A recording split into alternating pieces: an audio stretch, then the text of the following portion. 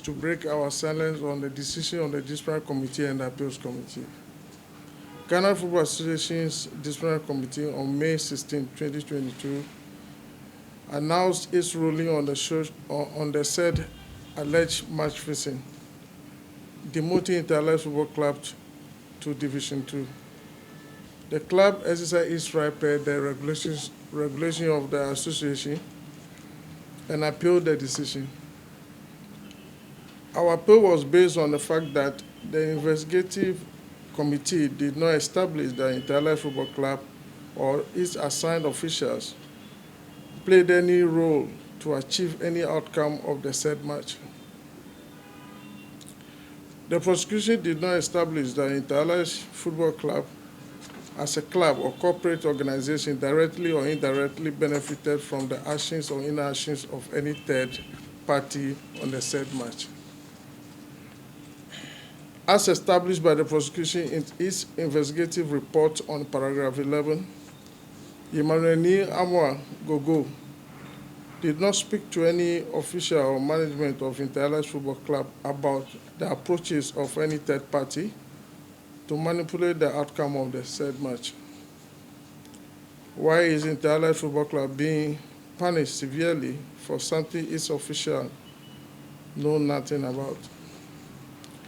This substantial evidence adduced by the investigative committee of the FA and duly captured in its preliminary report, surprisingly, was not mentioned by the disciplinary committee and appeals committees in its decision. As a law-abiding club, which is committed in protecting the sanctity of football, we avail ourselves to all channels to help Ghana Football Association unearth the truth with all the details from our internal inquiry set up on 22nd July 2021. But we were rather punished on the basis of conjecture and assumptions. So today, at this press engagement, we would like to touch on three major things. First, Inter Football Club disagree with the disciplinary committee ruling on the case and also disagree with the reasoning of the appeals committee in affirming the decision of the disciplinary committee as our grounds for appeal was not looked at, let alone considered. The disciplinary and appeals committee just used our club as scapegoat and punished the club severely without establishing how our club benefited in a said scandal as provided by law. Secondly, as a member of the association, we have decided to live by the ruling, though unjust. Lastly, we would also like to inform the families of our players that the career path and the development plans for the awards will continue. The club will explore the option of enrolling some of the players who have been banned in specialized skill schools so as to guard against loss of their time. We want to assure our fans and partners that our hands are clean in respect of this scandal. Thank you all for coming. The floor is now open for questions. Deducing from your voice, one could tell how hurt this club is. How much of an impact? The decision to demote and also the allegation itself has affected us immensely when it comes to the social cost. It's not something that we can quantify, but it has affected us seriously, even the players, especially when we were playing the league and the decision came out. It was so difficult to even mobilize players to go and play league. But As per my speech, we have decided to continue doing what we do best, continue to create career path for the players, and also continue to find other alternatives for players who are affected. How do you intend to recover from this damage?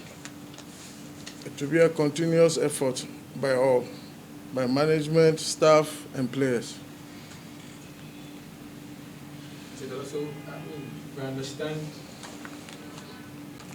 We have not accepted the verdict, and we have not agreed to it, but we'll live by it because we are members of the association.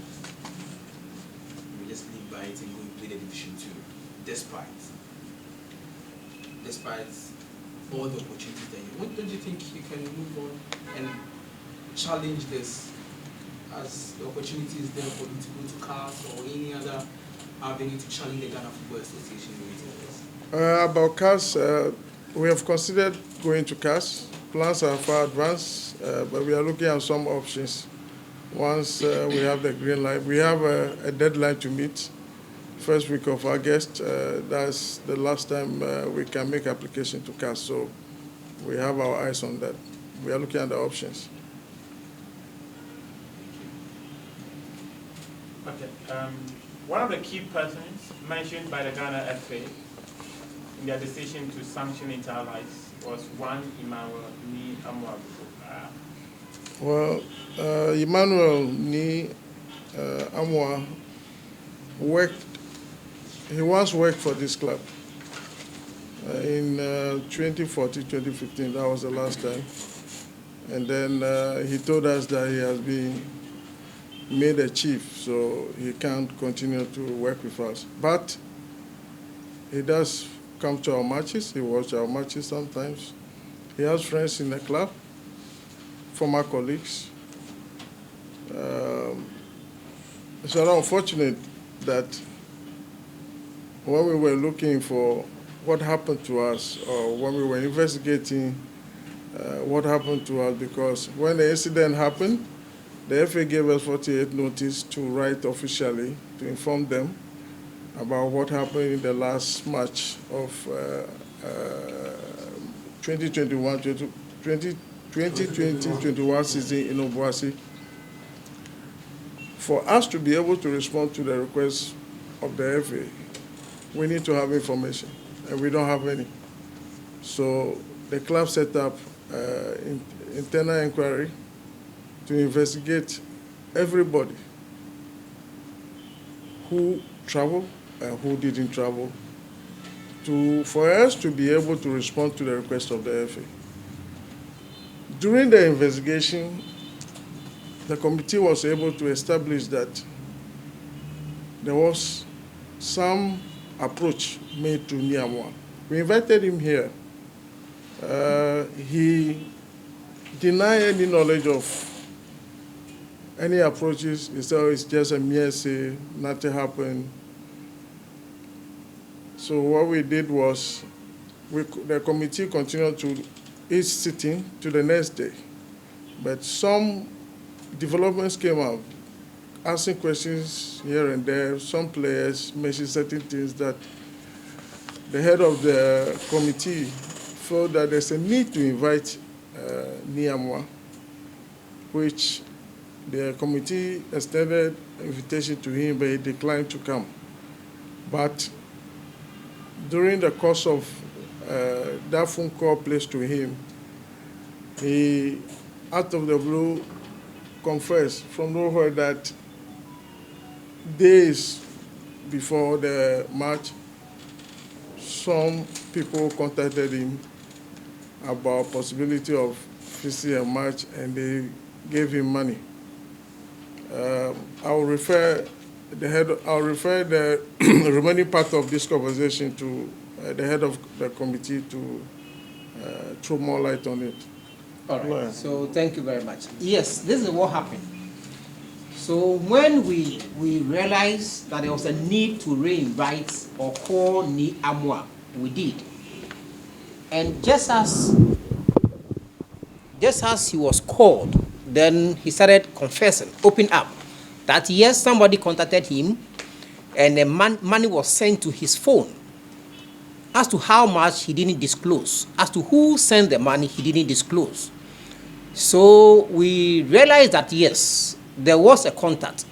So we decided to report Ni Amwa to the police. So myself and the president went to Nima police station to lodge a complaint. Then the police were actually confused whether they could we could lodge a complaint or it should be GFA to lodge the complaint. So eventually they came out with the decision that the police here, Nima police station, that since the march was organized by the GFA, GFA should be the one to report this matter. So we should refer the matter back to GFA for them to report the matter to the police. So they declined to take our complaint. So that is what it ended. Due to jurisdiction. Well, that is what it ended. Now, by then we had also been given written by GFA to respond, to give our side of the story. So we disclosed to GFA that this is what we have found from our internal investigation. So indeed it was Inter Allies who gave GFA the lead. Else there's no way they would have even found out that something of sort happened. Yes, they have the perception that there was a fixed match, but as to who were the characters behind, they couldn't have found out. So it was the lead we gave to GFA. Then they proceeded to take the details, the phone log of Ni Amwa, and a certain revelation came up. So that is what happened, and all this, then the truth came out. But unfortunately, we rather became the worst victim. We became the worst victim. And some of the players, because if you watch the match critically, if you watch the match, you could see that as the match keep progressing, some of the players keep asking others, is it true that the match was fixed? They were asking Ashanti Gold players. So our players were playing this match with lack of concentration. All right? Because the news was, oh, Mumpenfor has been spoken to. Who were the Mpenfor? Whether the Mpenfor was those in Accra or those in that they went with as the coach or this, everybody was confused. So they keep suspecting each other. All right? Goalkeeper or the players were suspecting because the story is your Mpenfor have been spoken to. So how come I'm not aware? All right? So this was going on as the goals keeps coming. They were all wondering. So end of the day, some of the players took upon themselves. It wasn't Hashmin alone. If you watch the match, you could see that when they passed the ball could have gone to other player, but was rather passed to Hashmin and he scored. So this tells you that the players themselves have no knowledge of what was going on. Take the Nigeria players. They don't even understand what was happening. But unfortunately, GFA used one brush to brush all the players, including the clubs, which to me is unfair. To me, it is unfair. Totally unfair. I'll leave it there for now. So what would Inter-Allies expect from CAS if all avenues from our domestic fail? Well, as our president has indicated, it's an option we are looking at. We are by the table considering the various options. So at the right time, we'll make it known whether we are going or we are not going or which steps we are taking next. We have very confidence on our that this decision can never stand the test of time. But we will not rush into it. We'll take our time and see the best steps to take. So that is our position now. Is Inter-Allies considering putting an injunction on the Ghana Premier League? Well, we said we are considering options. We haven't said so, but we are considering the best steps to take. Is it part of the options? We are considering the best steps to take. Per the ruling, it is very clear that. Thank you for this question. It has made our club vulnerable. That's a good point. We have restructured certain things in our technical department and the team. Inter-Allies is a conservative club. We don't easily open up to outsiders. But the experience that we have gone through and still going through, we have decided that certain characters, whether family members, ex-workers or staff, will have to stay away completely from the team. If you still love the team, you want to support the team, you can do it from the stands. But to have an open arms where ex-workers or ex-players can easily even come to dressing room to give pep talk to players, I think these are things that we will not allow in the future. All right. Now, to add to what my president have just said, Right, Vice President. Vice President have said, thank you. You see, legally, right? You know, Inter Allies as a legal entity, it's an artificial legal entity who can act on its own. So the law has prescribed certain people who can act legally on behalf of Inter Allies. So if you don't find any of these officials culpable, how then do you find the artificial legal entity who can act on its own legal, all right, culpable? Because it is only when the officials has committed a crime that can be passed on to the artificial legal entity. In this case, none of the officials were found guilty or found to have partake in this act. Yet the club was found. So for me, I know this decision cannot, if we want to go further, this decision will be set aside, right? But lessons have been learned. You cannot say that you will not allow people to, let me say Sheikh is here. If the club want to engage the service of Sheikh to be a reporter or to be a PR of the club, we can't afford it. But I imagine Sheikh has offered himself. Will you say no? Because we know Sheikh. We know the role he plays. Ni Anwar is known. He's a member of the RFA. All right? So if Ni Anwar comes closer to your club, I don't think you drive him out. Because somebody who even the regulating body, he works for them. All right? So if Ni Anwar comes to a club, you cannot tell. You may not know the motive. So you cannot say that Ni Anwar is coming to do this. It is only when you know. All right? But if you don't know and Ni Anwar is coming to you, okay, let me take Langabel. All right? He wants to cheer Inter Allies up. Will Inter Allies say no? Knowing who the person is, who will not say no? All right? But if he has some motive, you wouldn't know until it happens. So lessons have been learned. Next time, I think we'll know how to go about it. Management meeting, we are sitting and we are putting a lot of measures in place. So we think we'll be. Thank you very much. As it stands now, the decision is Inter Allies is supporting. Note of it. Right. But you must also know that they play in different leagues and jurisdictions, and also the corporate structure of the two clubs is not the same. Okay. So there are rooms for coexistence. The second question is, there's a player who has been banned for life. I don't know what the club is doing, or I want to know what the club is doing for that particular player. No, there's no player. It's Nigugu. Yeah, but I pointed out that players that have been banned, we are in talks to enroll them in specialized skill schools so that they will not lose time. By the time the ban is over, they will have the option of returning to football and say, oh, I like this new job. Can I come? I'm surprised that none of our journalists, sports journalists, haven't gotten in touch with Ni Anwar to get the facts of the matter. I want to challenge the media, especially the sports media and the presenters. They know where to find Anwar. He's a sub-chief at Amman here. I have a great respect for Anwar. And when we were doing the investigation, the respect that I have for Anwar was wearing his slippers. He has to remove his legs from his feet from the slippers. And Ag told me that in our Ghana language, Willie Ball like a manchejim. You know I'm a chief, and I can't sit here and lie.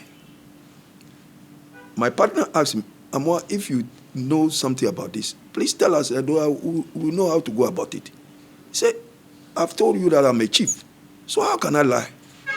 So I believed him, because if a chief, who are you to tell a chief that he's lying in front of body?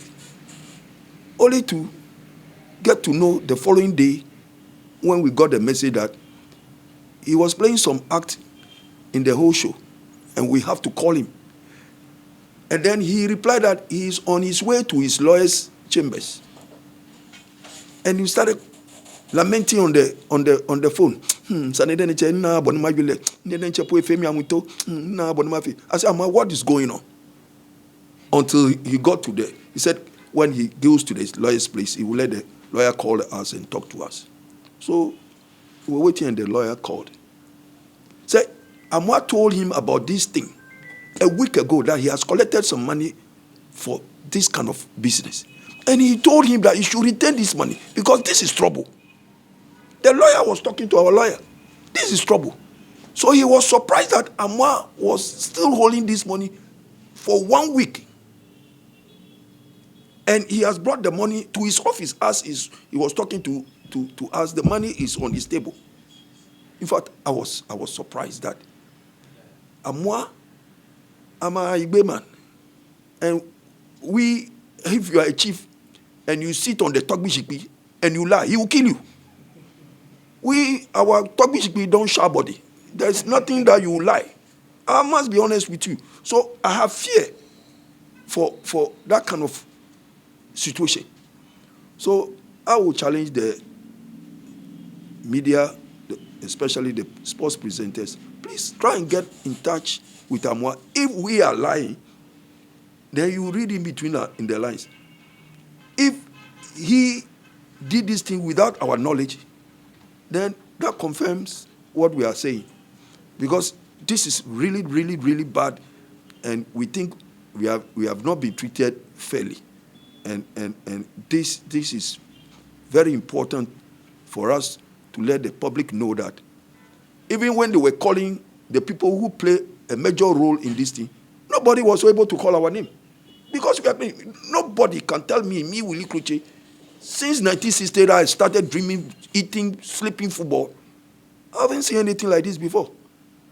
Mr. Dala, Mr. Rabi. I mean, who? Nobody have mentioned anybody's name. So why should they pass this judgment on us in which they don't have anything? They call Ashanti Go. They call the president. They call his son. They call his team manager.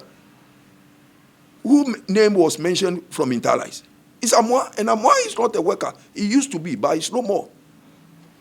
And because of the past relationship that we had with him, that's why he managed to sneak his way and use our name to go and defraud people in our name. And he should be ashamed of himself. I challenge him. If he is a man, he should come out and mention any of us our name that we are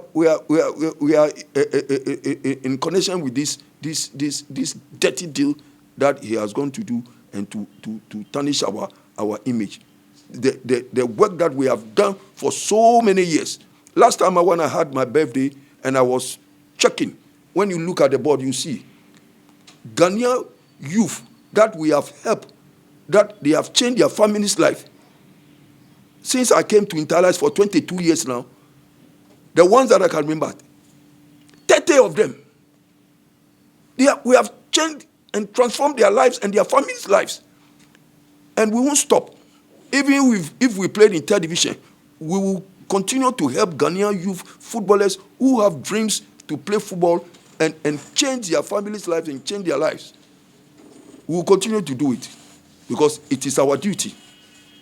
Right now, with this situation, we have to reorganize our programs but we won't stop what we are doing to help Ghanaian youth. Thank you very much. Want to ask, please feel free. We won't hide anything from you because you are our window to the world. The last part of your statement said that you would provide. The team sheet of the day, that day, all those who entered the pitch were banned. 14. Yeah, so if you, not the squad, there were some on the bench But which were not banned. 14 that So, played. yes, the 14 that played were banned. So to answer your question, that's what they are. Okay. So bringing this to a close, Communications prior and after they interrogated it.